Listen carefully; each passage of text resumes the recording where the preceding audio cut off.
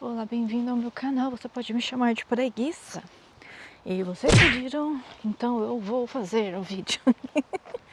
Esse aqui faz parte do Manual da Noruega.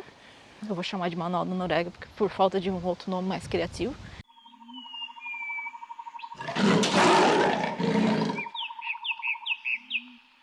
A Noruega, um país na Península Escandinava com 5,6 milhões de habitantes.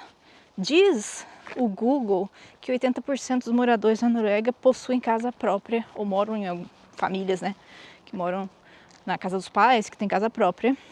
Mas eu vou verificar esse dado, coloco aqui na tela para vocês se eu conseguir a fonte disso, porque quando eu fui checar a fonte que o Google falou, que agora você sabe, né, que é um saco, a gente vai perguntar as coisas pro Google, em vez de ele te dar os links de onde tu acha informação, ele bota lá a inteligência artificial, o chatbot, para responder para ti. Agora tá assim, né, não tem escolha mais, inferno, destruíram o Google, parabéns.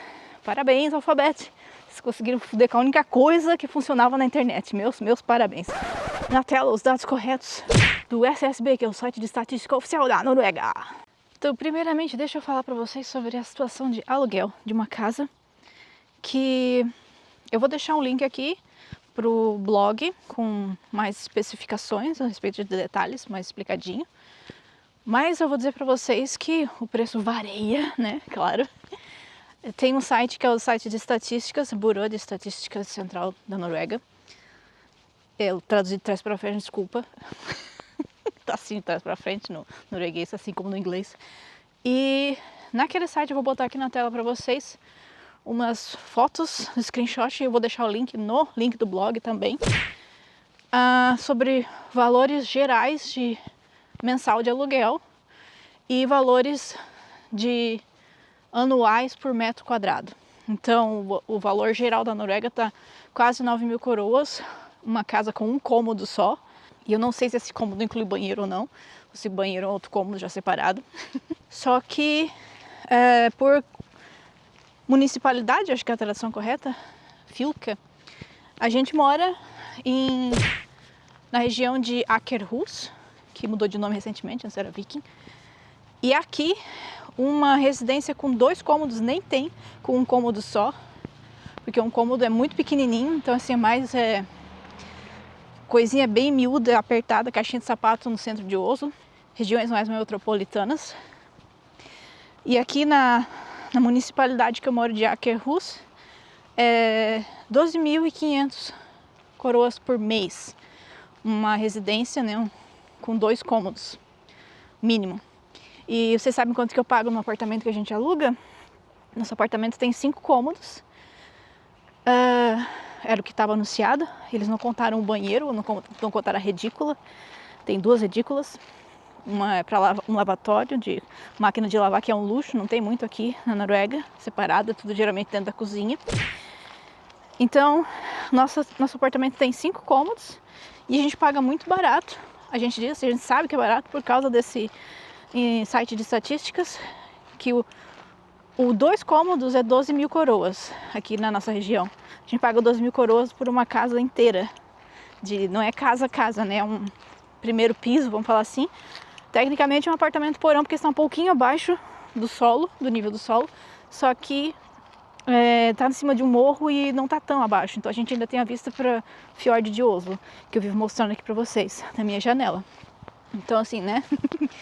Por isso que eu digo que a gente paga muito barato, de acordo com a média geral de aluguéis aqui da Noruega. Então eu vou explicar para vocês, no site eu expliquei melhorzinho como é que funcionam as regras para fazer um contrato de aluguel, o que vai ser pedido, só que tem algumas outras coisinhas, uns outros problemas, que quando você for alugar uma casa, provavelmente vai ter que comprovar que você consegue pagar o aluguel. Às vezes eles pedem comprovação, às vezes não pedem. No sul da Noruega sempre pediram para eu comprovar se eu ia conseguir pagar o aluguel, que é uma coisa meio óbvia, assim, até acho normal. Mas aqui em cima em Oslo, o primeiro lugar que a gente alugou, o cara não tava nem aí se a gente tinha como comprovar o aluguel ou não. Até porque o primeiro foi um trambiqueiro, mas o segundo lugar a gente também. Eu trabalhava 25% do 100% diário, de horas, né?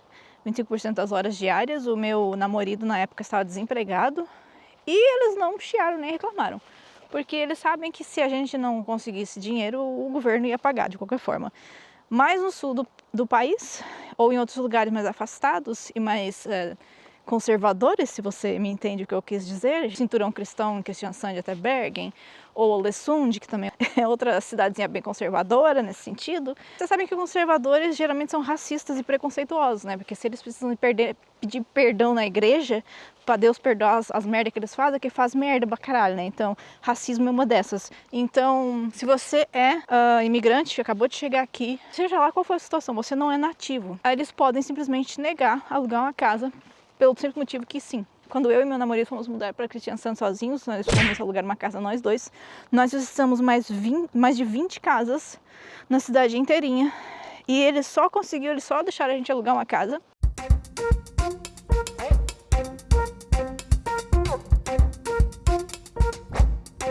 Mesmo eu comprovando que eu tinha 3 empregos na época e o meu namorado era um estudante, então ele recebia o salário de estudante, né, o empréstimo estudantil, a gente tinha totais condições de pagar e conseguimos provar só pelo fato de eu falar, eu não sou norueguesa, contou mais. Eles simplesmente falavam, não, obrigado, já temos alguém. E continuava lá o lance no jornal.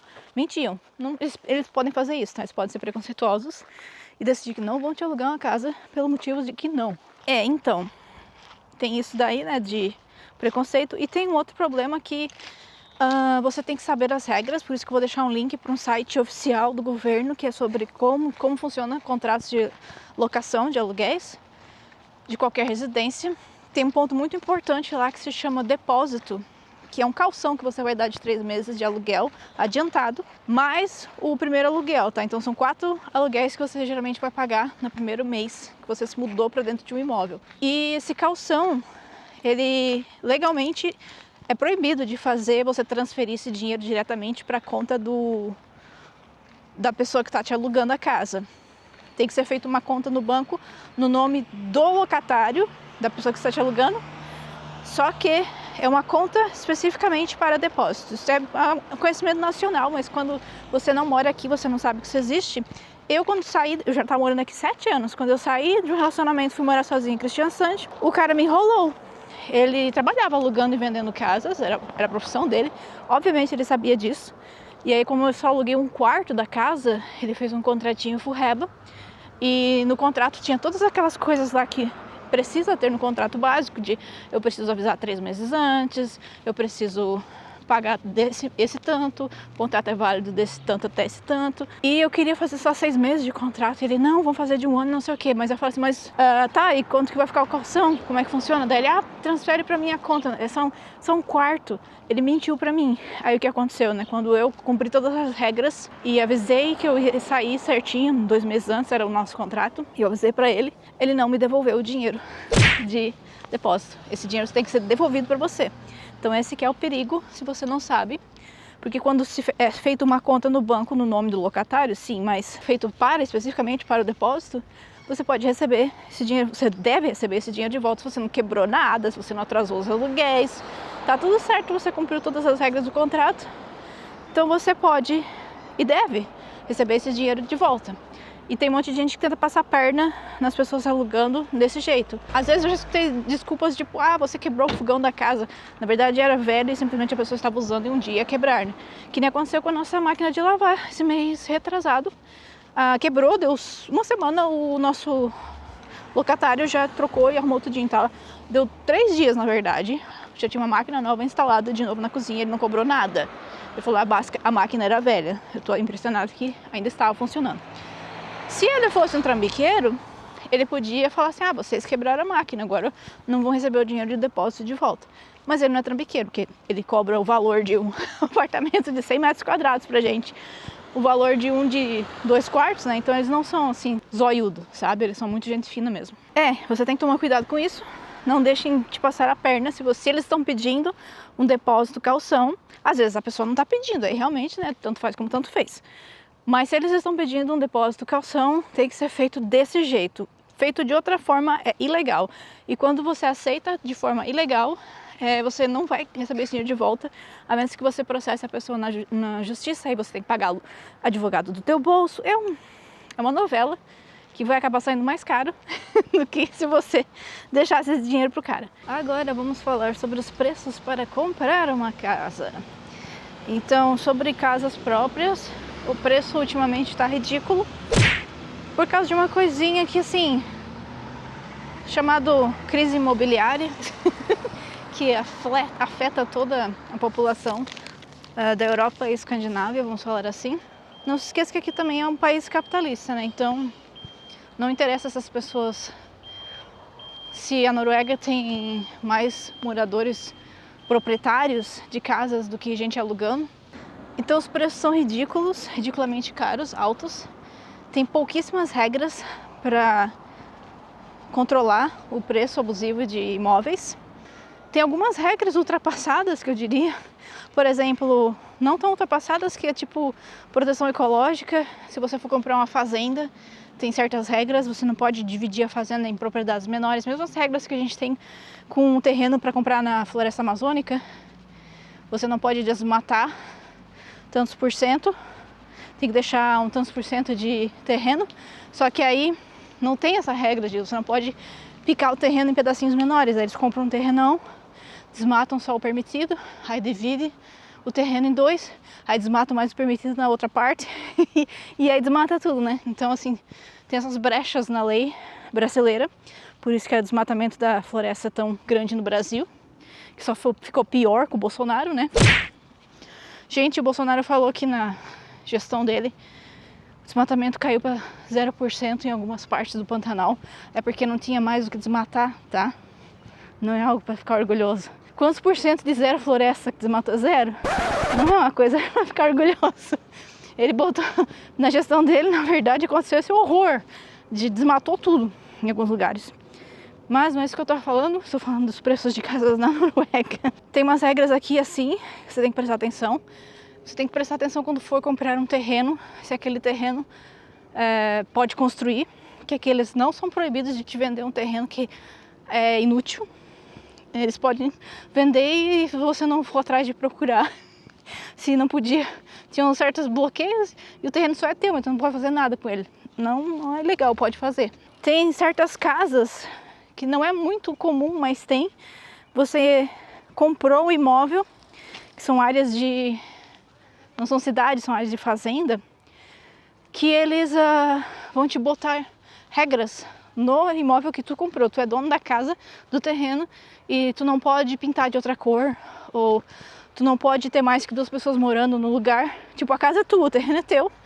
E no contrato, quando você comprou, tem essas regras. Presta atenção no contrato, porque não é ilegal. E eles podem te exigir mesmo depois que tu já comprou, é teu.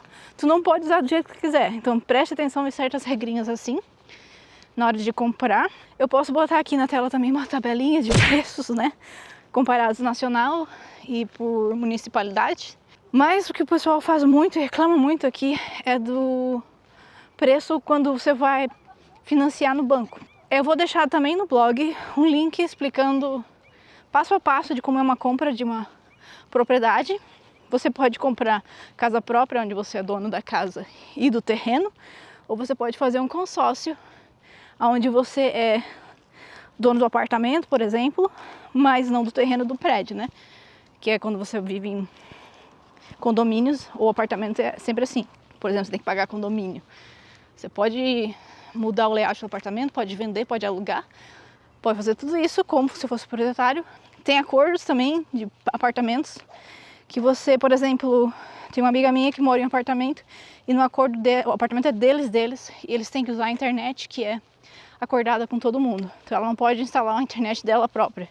Então assim, tem vários detalhes que você tem que prestar atenção no contrato, mesmo que seja a tua casa, você seja o dono. E as regras aqui da Noruega que eu acho que mais diferentão é que assim, você viu o anúncio que é no fim, tá? O pessoal olha o classificados online da Noruega. Você achou uma casa para comprar no fim. Se você for financiar com o banco, geralmente você tem que ter um trabalho de carteira assinada 100% fácil, que eles falam que é o contrato 100% de horas por semana. Por 2 anos, já começa a ter mais chance de conseguir um empréstimo. Em teoria, o banco pode te emprestar até 85% do valor do imóvel, mas eu nunca conheci ninguém que conseguiu esse empréstimo milagroso. Geralmente você tem que ter metade do valor do imóvel em mão já, a outra metade daí o banco talvez te empreste se você for um trabalhador CLT por 2 anos já. Então tem um monte de análise. Eu, por exemplo, por ter empréstimo estudantil, minha chance de conseguir empréstimo são menores.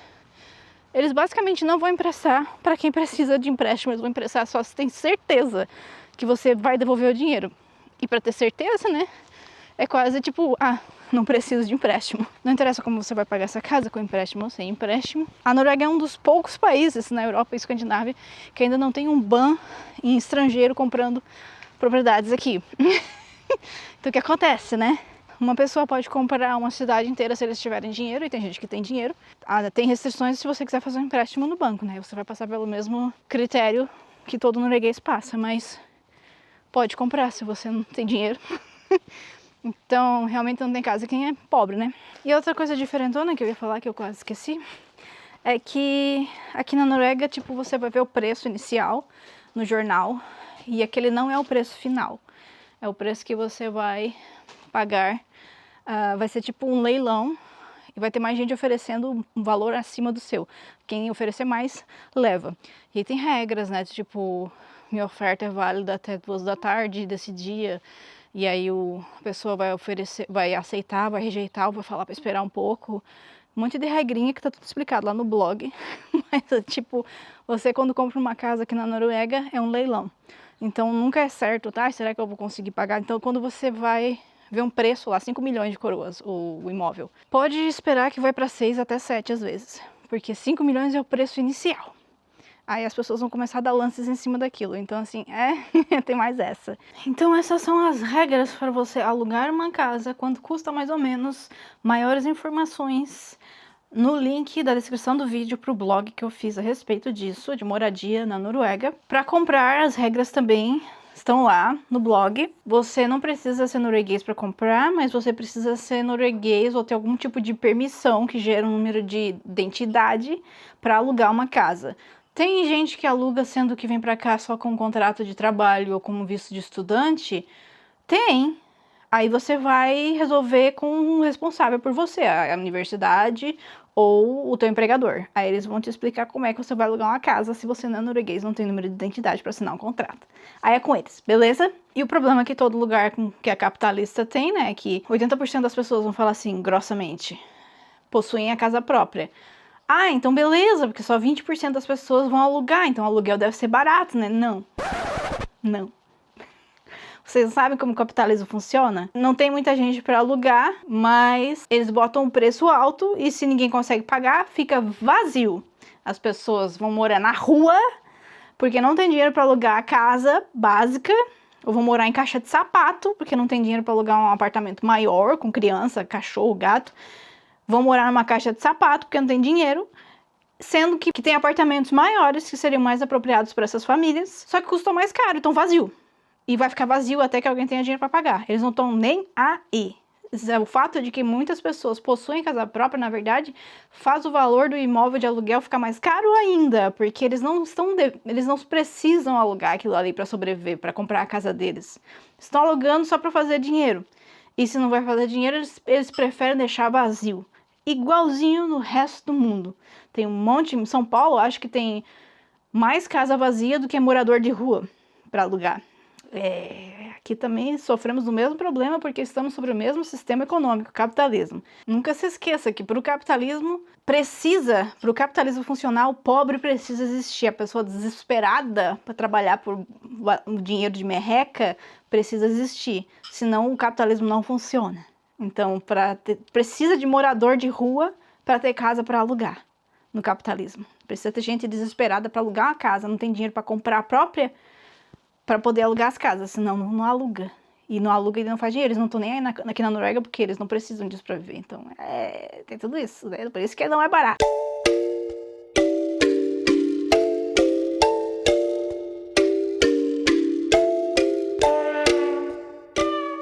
Por isso que não é barato. Tem um probleminha chamado capitalismo aqui também. Espero que essas informações ajudem alguém. E cheque de novo o link do blog, porque lá tá tudo mais explicadinho, mais bonitinho, que aqui eu só falei por cima. Tchau!